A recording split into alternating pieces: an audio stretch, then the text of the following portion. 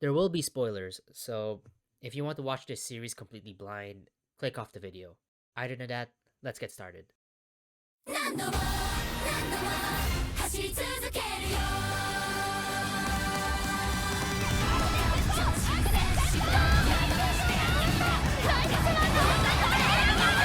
ドルフ外を回っている厳しい展開だ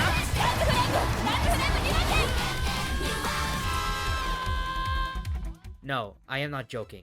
The Horse Girl anime, it's really good. If you have been around the block recently, you would know about a certain series known as Uma Musume Pretty Derby, the latest gacha game craze to have come to the West.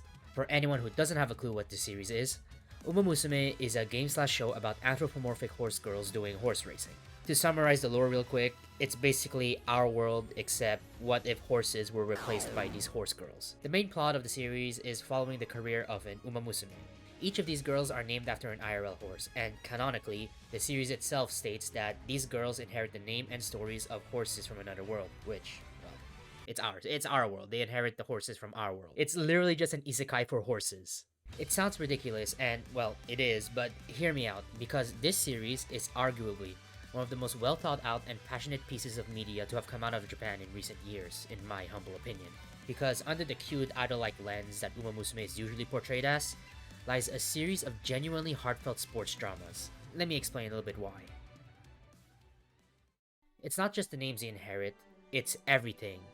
Obviously, there's the horse thing and names, but there's also their jockeys, the personality of both of them, their history, and even something as small as the victory poses of the jockeys. Let me give you a couple examples. Here we have Umas of the golden generation of Japanese horse racing. The ones that I want to specifically talk about are these two, Special Week and Grass Wonder.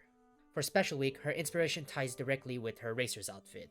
The clothes that she uses when she goes out in the track, it's basically inspired by the colors that real-life Special Week's jockey would wear, a combination of white and purples. Meanwhile, for Grass Wonder, it's her personality. Grass Wonder is portrayed as a gentle and soft-spoken person, but as soon as you annoy her or get her into a competitive state, she does a complete 180, showing a more intense and fierce side to her like her IRL counterpart. Each Uma is packed with clever references and Easter eggs that connects directly to their real-world counterparts. So what does this have to do with Uma Musume being one of the best sports series to have come out recently? Well, everything. Remember, this is a game about horse racing, emphasis on racing. And as I mentioned earlier, these Umas literally inherit the stories of their IRL counterparts, and because of this, you get some of the most dramatic and emotionally charged races in the history of Japan, and dare I say, the history of our world. Besides the first season, every single race that was adapted into the animes are basically a one-to-one to what happened in real life. From the contestants to the results of the race to even the weather, every single race is supposed to be an interpretation of what the IRL horses have done in their careers. Take for instance, Rice Shower. Rice Shower was an unpopular racehorse that created upset after upset, winning against fan favorites such as Mihono Bourbon and Mejiro McQueen. Literally named the Black Assassin due to his black coat, Rice Shower ruined Bourbon's Triple Crown run and snatched McQueen's third consecutive Tenno Show win. Because of this, Rice Shower was portrayed as a heel by the media and became the horse who stole glory from the champions. And while all of this, they did just that in the second season of the Pretty Derby anime. Rice Shower in the Uma Musume world is a shy and insecure girl. Like most Umas, she wanted to become a racer that everyone would love and admire. She trained relentlessly to be able to beat the racer that she idolized the most, Mihono Bourbon, in the final crown, the Kikuka Show. And she succeeds, but just like in real life, she was branded a heel and was booed for defeating her rival. And of course, given the fact what her personality is, that made her spiral into a little depression. But after a bit of plot and character development, Rice Shower was able to train up again and beat McQueen in the Spring Tenno Show. It's really amazing. The fact that they turned a statistic into a powerful and emotional character arc, especially for people who are insecure, me, is, well, I mean, it's awesome. It's amazing. And in a way, by watching the anime, you are learning and witnessing the story of a racehorse that has ran in our real-world history. And that's just one of the Umas. There are many others whose stories got adapted, with some of their races being almost indistinguishable from the real deal. Like TM Opera O's race at the Arimakinen in the beginning of a New Era movie. I don't even need to talk, I can just show you both of the races at the same time and you'll understand.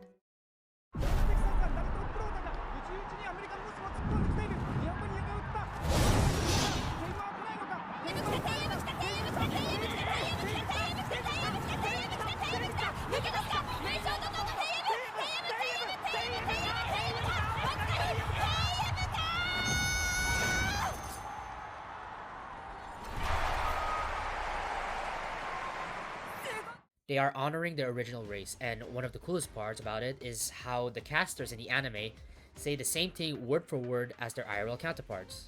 I genuinely love this about the show, and clearly other people do as well. There are so many little Easter eggs and references from the real world horses that are added with genuine thought and care that it makes this series all the more memorable. From season 2 to beginning of a new era, every season does an amazing job at adapting these races while also putting their own unique and interesting twists to enhance and add nuances to the stories cause, horses.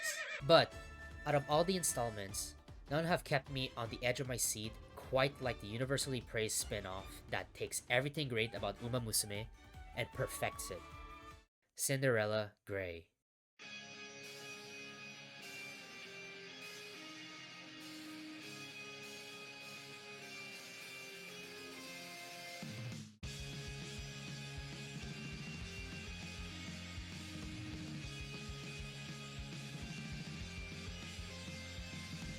Yes, this video is just an excuse for me to gush and yap about how awesome Cinderella Grey is. The one thing that really sets Cinderella Grey apart from its predecessors is its tone. The Pretty Derby anime, while having its heavy and emotional moments, does have its, derbiness.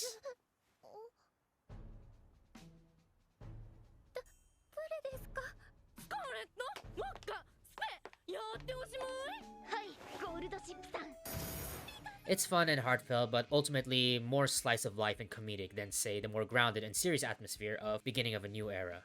This derbiness will last the entire run of the Pretty Derby seasons, which makes sense considering the fact that Uma Musume was originally, and is still technically, an idol show. It's only in later releases that we see a slight shift in the tone. Road to the Top and Beginning of a New Era start to develop a more serious tone while also retaining that derbiness of the Pretty Derby seasons, just not as potent. You can clearly see this shift with their protagonists, Narita Top Road and Jungle Pocket.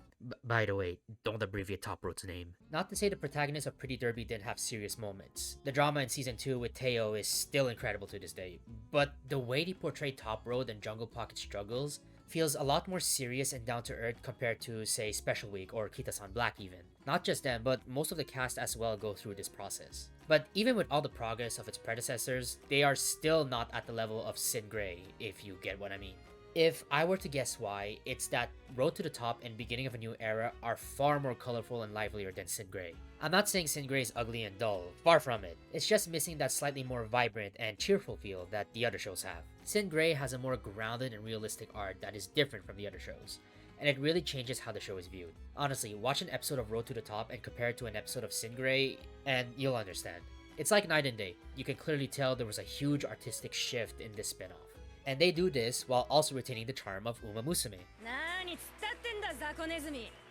中央のゲート前にしてブルってんのか。 Even the opening is different. While Uma Musume opening themes usually sound like your typical idol-coded songs, even having their own idol concerts in the game, Sin Grey has a full-on shonen-style opening sung by Alexandros. It's like they purposefully chose this style to show you that this show is going to be different. But despite their differences, every installment still shares the same core message. Run for your dreams, even if they seem unattainable. The tone may shift, but Uma Musume always comes back to that idea. It's simple, but, sometimes simple isn't always bad, right? And, well, Sin Grey does that perfectly. But anyways, let's finally get into a basic summary of the show. Cinderella Grey follows the story of Oguri Cap, one of the most prestigious horses in Japan's racing scene. In Sin Grey, we see how Oguri goes from a nobody from the boonies to a legend that is still even spoken of in this day and age. She defies the expectations of people by breaking stereotypes such as how Umas with ashen-colored hair can't race, and even changing the very rules of the world of horse racing. Oguri is considered a once-in-a-lifetime racer. A natural power, monstrous stamina, and instincts that aid her in demolishing her opponents, Oguri Cap is a 1 in a million when it comes to the world of Uma Musume. She did not really belong in her small town of Kasamatsu, which is made obvious in the first few episodes. But thanks to her blooming talent, she was one of the catalysts that helped turn her generation of racers into the spark that reignited the once stagnant racing scene of the Twinkle series. Yes, that's what it's called, remember its origins. And just like its predecessors, it tells a good sports drama. Look, I love Teo, Top Road, and Pocket's journey, but Oguri just feels different compared to them. What really makes her stand out to me is her personality. Because unlike Teo's brattiness, Top Road's optimism, and Pocket's brashness, Oguri has one thing that makes her endearing and beloved by the entire fanbase. she's an idiot. 質を賜ってしまった。 Despite being an absolute monster on the track, Oguri is not exactly the brightest of horse girls. Idiot main characters are not really a new thing. They are actually some of the most common tropes that you'd find in any sort of piece of media. But Oguri's idiocy, is different from these characters in the fact that she is not loud.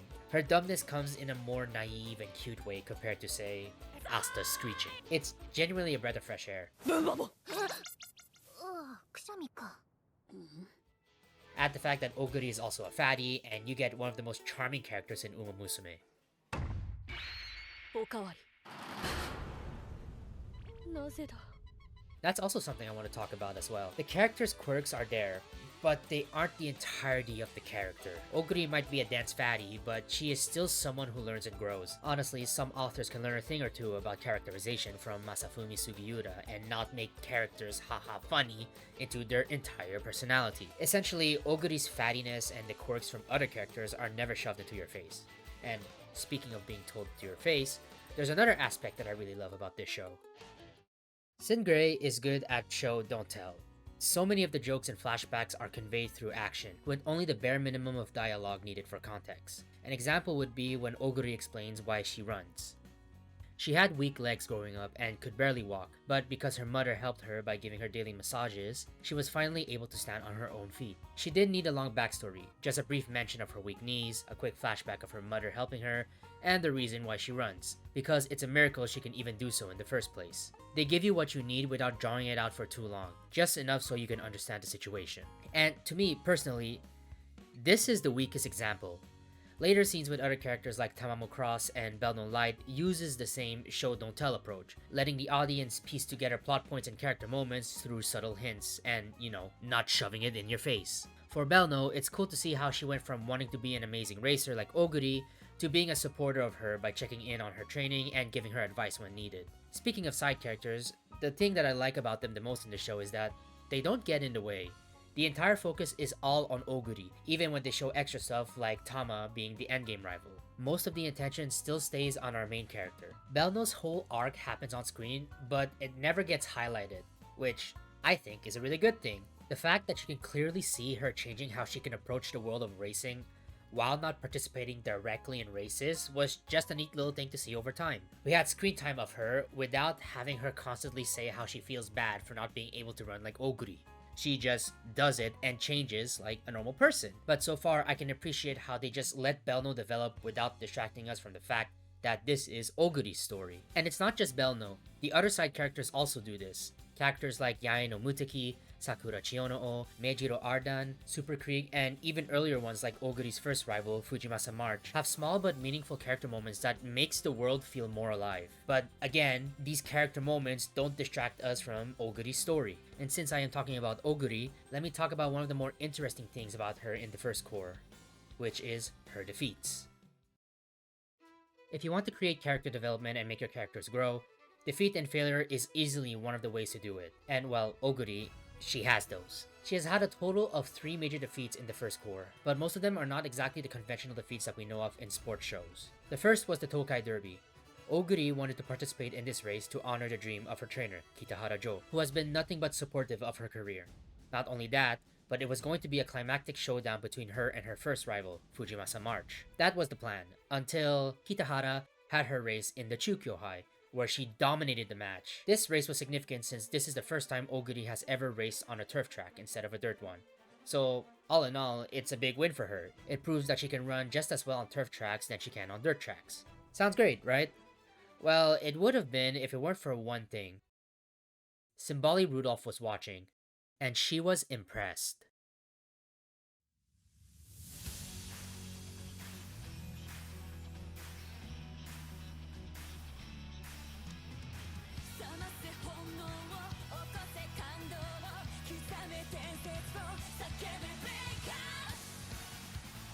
Simbali Rudolph 出た。シンボリルドルフ先頭追い込んできた。シンボリルドルフがどうやら先頭に並んできた。三冠馬達成がシンボリルドルフゴー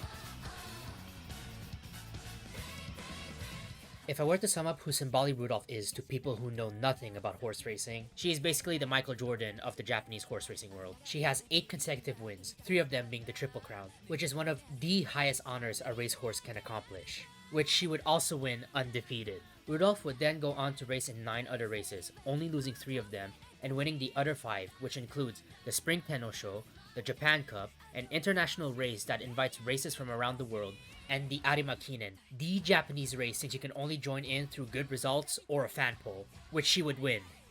Twice. And look, I'm not just glazing her. Her record during her time was absolutely phenomenal. I'm not doing this because she's my fave either. Like, I'm repeating myself like a broken record, but that's literally it. Until future racers such as Orfèvre, Gentle Donna, and Almond Eye come around, Rudolph was the girl, the star, the whatever you want to call her. She was her. I mean, just look at this section of the concert I am playing in the background.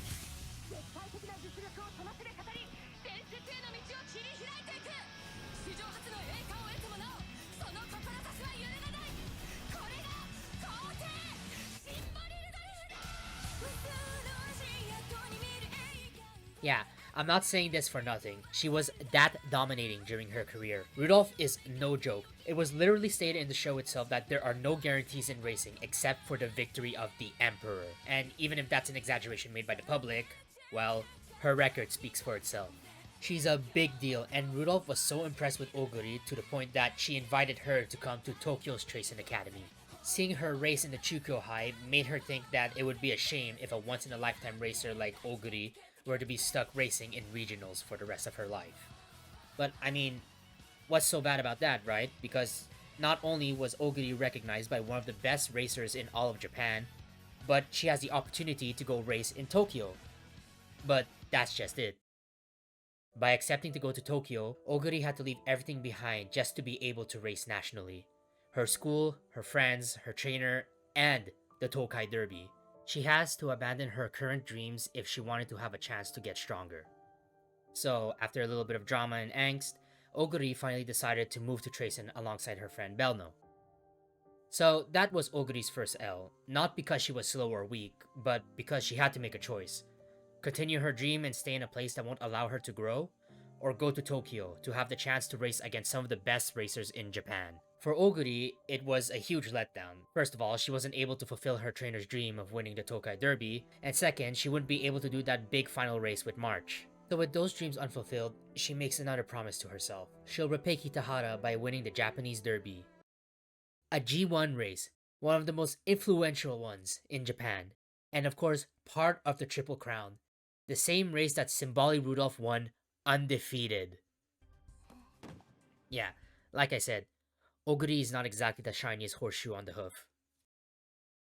The Japanese Derby is one of the most prestigious races in Japan. Between it, the Arima Kinen, and the Japan Cup, it is the race that most competitors want to win.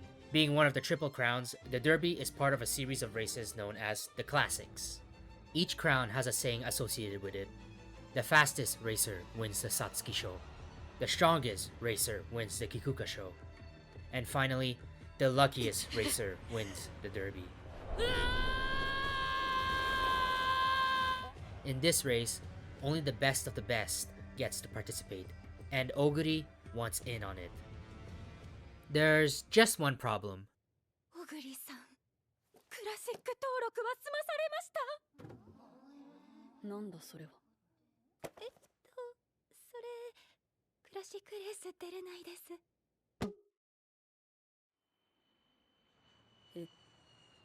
Oguri can't enter the classics. The registration happened a couple of months back, and Oguri, being a mid-semester transfer, can't join the classics because she didn't register. And, well, the Derby is part of the classics. So, yeah, no registration, no Derby.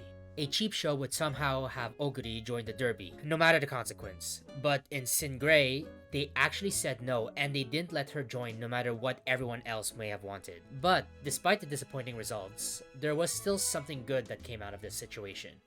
The URA, the head honchos of the racing committee and all that stuff, have heard and respected the opinions of the masses. So, after hearing them plead for Oguri to join in, despite not letting her join in, they have decided to revise and change the current rules for the Classics registrations. That way, future racers who originally couldn't join the Classics can enter them through specific means, like TM Opera O. TM Opera O was originally not able to join the Classics, but thanks to the new rules, she was able to participate in them. That's one of the cool things about the earlier installations of the series and, well, Sin Grey. Road to the Top had scenes where Opera O and Oguri interacted. I didn't really think much of why that happened back when I was watching it, but seeing the reason here in Sin Grey, well, it was really cool. I literally did the DiCaprio thing where I just pointed and I'm like, oh my god, that's the reason why they interacted in Road to the Top. Like, it's just cool. I really like that. So yeah, with the Tokai Derby and the Japanese Derby not being in her reach, Oguri did lose, but technically she also won.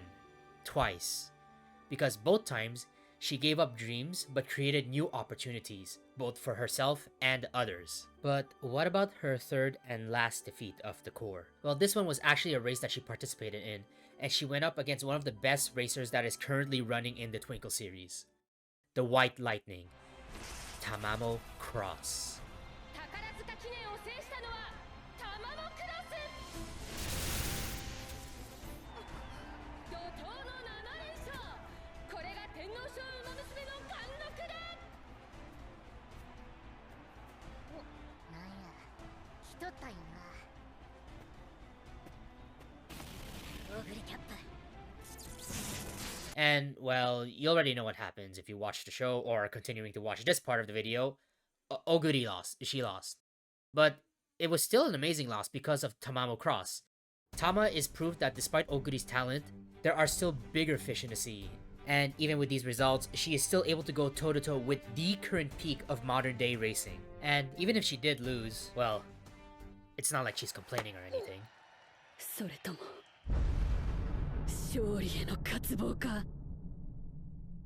And well, if you know your horse racing lore, this loss is not exactly, you know, surprise or a woo, because Oguri and Tama's IRL counterparts actually did this race, and Tamamo Cross won in the Autumn Tenno Show. So it's not really surprising at the end of the day. Which brings me to another thing I want to talk about.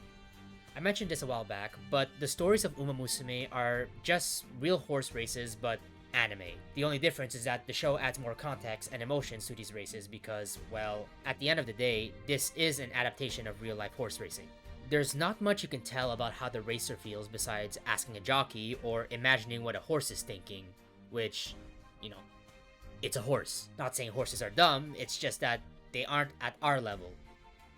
Yet. Sure, horses love running. They are social creatures, and they might react positively to a crowd of people or a camera. But at the end of the day, they are animals.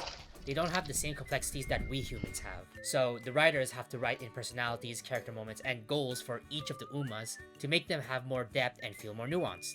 And believe it or not, that's really hard. One of the latest Umas to have come out, Dansu Flame, has had one giant success, but after that, well, let's just say her life wasn't exactly the happiest. I don't know if her story is good, because she's only out in the JP server, but making a story mode for a horse who only had one major win, who was in a generation filled with monsters, and who has a depressing ending while also keeping intact the Uma Musume vibe is pretty hard, honestly. This situation is even in Sin Grey, where Arden has never won a single G1 race, and despite that, they've written her in a way that makes her beloved by many fans, especially in Sin Grey recently. Although, personally, I think that her recent surge of fans has to do with that one clip of her. This is one of the reasons why Uma fans love Sin Grey, or Uma Musume in general, and why they get invested in the stories and races of the show. But I know what some of you may say. That's cool and interesting and all, but these horse girls are just racing. It's not that deep. And, well, you are correct in that aspect. There's only so much you can do to make what is essentially a glorified foot race look intense. Sports anime solve this issue by having slow-mos or play-by-plays to show and explain how amazing the competitors' moves are. But in Uma Musume, it's hard to say anything else but look at how she runs, it's amazing. Sin Grey does touch a little about the technical aspects such as how to run on dirt tracks, how running from the outside takes more energy than running on the inside, centrifugal force, the intricacies of blockades and how they work, the pacing of the race, and how the position of a racer makes a difference. But besides that, there's only so much you can do to keep the attention of people who love explosions and big special effects. To solve this, sports animes add a little something called metaphors, specifically visual metaphors. And Uma Musume, well, they have those. A lot. 完膚なきまで叩き潰したるさかい覚悟しときこれだ現役最強の馬娘玉もクロス Sin Gray isn't the first time that the Umas have shown their aura. Rice Shower's race against McQueen has her locking in to the point that the polite and shy girl doesn't even greet McQueen in the Sonic and Shadow Tunnel. And Opera O literally has monologues before or even mid-race, riling up her opponents so that when she beats them, she would demolish them at their very best. Suffice to say, there are a lot of times when the Umas square up, lock in, and go for the gold, and it gets portrayed beautifully. The animation of the shows just downright enhances the already solid to great storytelling each installment has. It's also not just special effect and color vomit. Well, most of the time. Looking at you, Season 3 of Pretty Derby. And well, there is some usage of CGI 3D stuff, but for Sin Gray, I don't think it's that bad or even noticeable most of the time, unless you focus on the models like exclusively. Each of the effects and auras portrayed in the show have a reason as to why they appear as so. In the beginning of a New Era movie, the characters' auras are related to the nicknames given to them, their personality, and the thematics of the movie. Opera O's dark purple aura portrays her epithet as the conqueror of Century's End, how she was the main villain in every racer's story when she takes to the track. Agnes Tachyon's overloaded animation of calculations and old film reels are a metaphorical manifestation of her obsession of finding the peak of Uma Musume performance. And, well, her character being that of a mad scientist, it checks out. And Jungle Pocket, while this one's more of a personal interpretation, her kaleidoscopic effects is her way of seeing the potential and strength of the racers, as shown in the opening sequence when she first saw Fuji Kiseki run for the first time. It shows the infinite possibilities that Pocket had to go through in her journey, and it's why you see rainbow trails whenever Pocket races against other Umas, whether it's her or other racers that do it. And mind you, this only happens specifically in scenes where Pocket is racing or seeing someone race, as seen in the Satsuki Show and the Japanese Derby, and also the Arima Kinen against Opera O. Every time you see a rainbow, it's because Jungle Pocket is racing. So that's my personal interpretation of Jungle Pocket's effects. That, and I think it's also an artistic choice and thematic choice, but you get the picture. And for Sin Gray, it's no different. It does this, but dials it up to 11. Because whenever Oguri has her aura moments, it's because of her epithet of being called the gray-haired monster, or the Ashen Beast. Her talent and presence on the track are so prominent to the point that it makes other racers feel like there's a wild beast running right behind them. That's why they give Oguri a monstrous look while drenching her in a black miasma. Miasma. I don't know how to say that word. I mean, come on, just look at her. She looks awesome. And if some of the manga panels I saw were real, then she and many other Umas will continue to look amazing in the second core. Then there's Tamamo Cross, the White Lightning.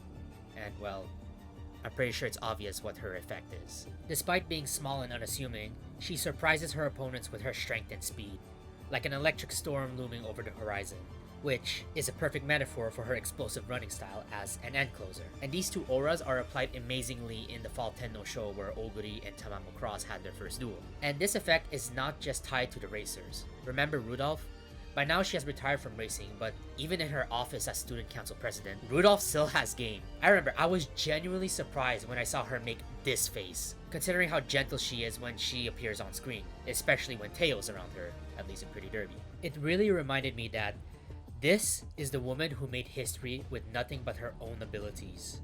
That this is the undefeated Triple Crown bearer. They don't call her the Emperor for nothing. And all these aura moments have done nothing but enhance the experience of the show. With that said, before I end off the video, I want to talk about one last thing that has really caught my eye in this series, and that is the attention to detail that Cinderella Grey has.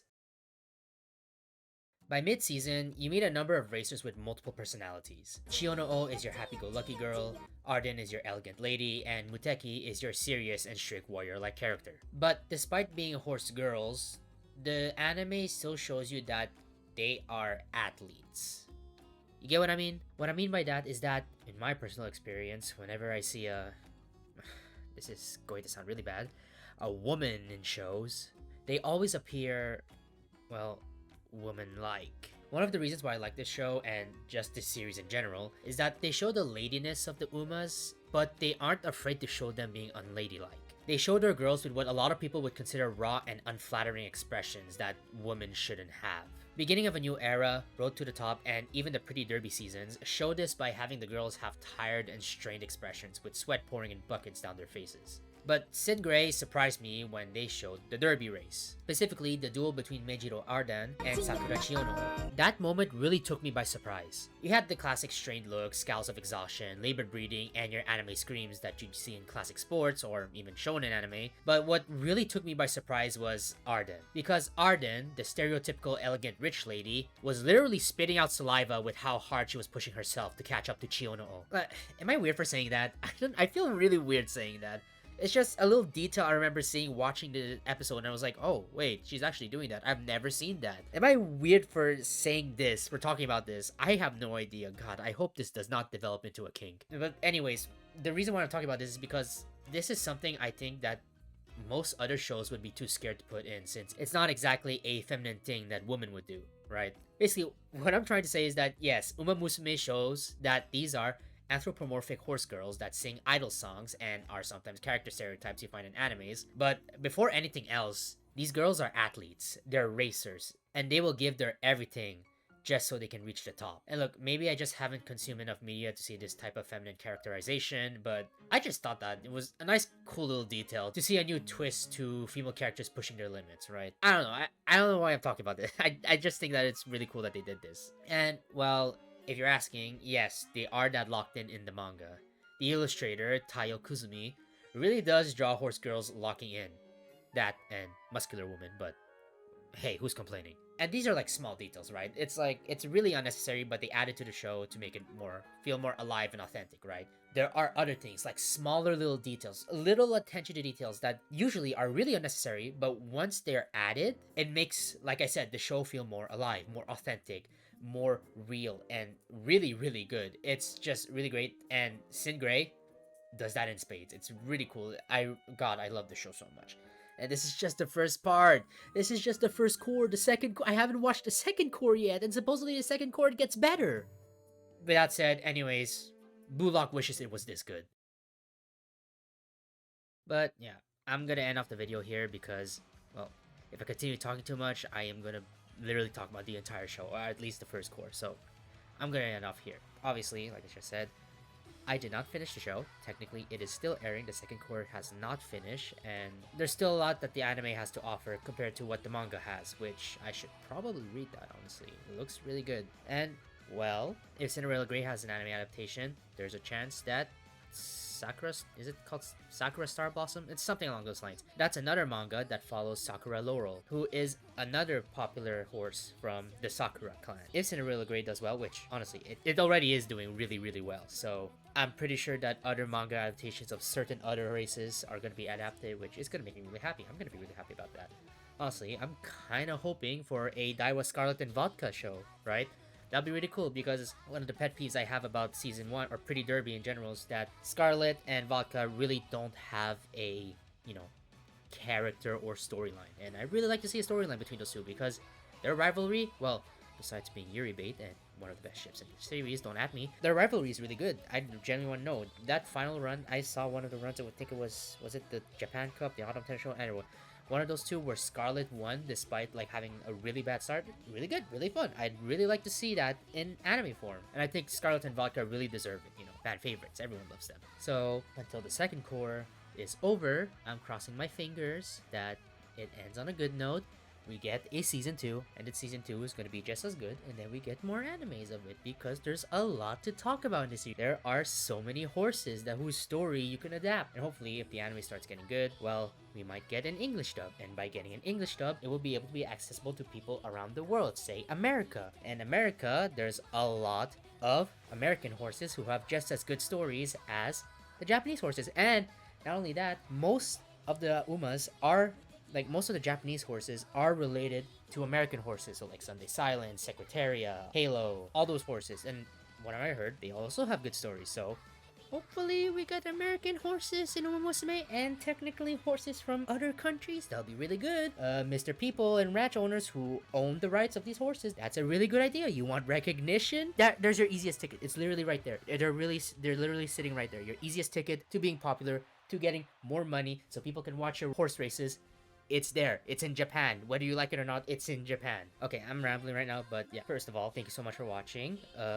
If you want to support the channel, then please click that like button and consider subscribing. I'd really appreciate it. I am planning on making more Uma Musume videos, and well, if you like what you saw minus my content, go watch the show. The show is genuinely good.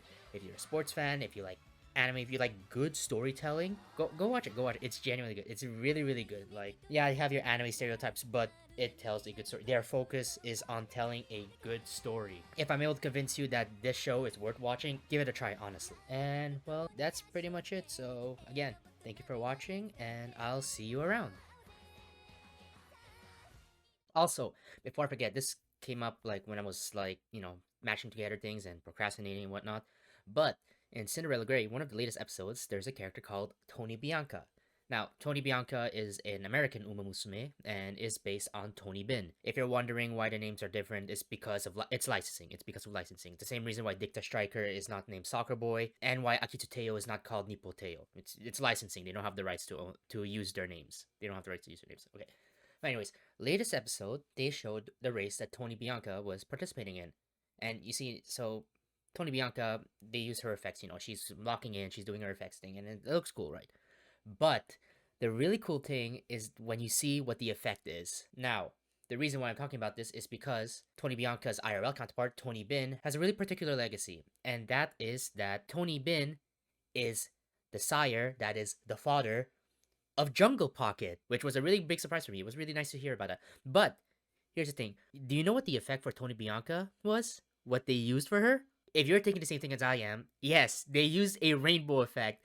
The same effect that they used for Jungle Pocket. Like, that was God. Why does this company? Why do these people love their show so much? Oh my gosh, that was no. But just going back on the details thing, that was so unnecessary. But they added this little detail to show you that Tony Bianca is related to Jungle Pocket in some way in the IRL counterpart. Like, oh my god, it's just so cool. It's really cool. It's really cool. Anyways, I just wanted to talk about this because I just saw this while scrolling through the subreddit looking for horse lore. Like, it was a complete accident. I got spoiled, but like, this was a really cool spoiler. It's a just really cool spoiler that Tony has the same effect as Jungle Pocket because of their IRL connection. But yeah. Anyways, this time for real, I'm done with the video. Okay, I'll see you around. Bye bye.